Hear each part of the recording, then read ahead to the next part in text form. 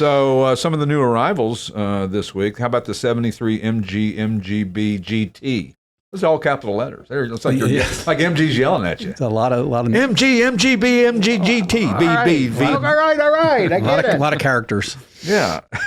So a Damask Red over navy blue, nicely restored and preserved.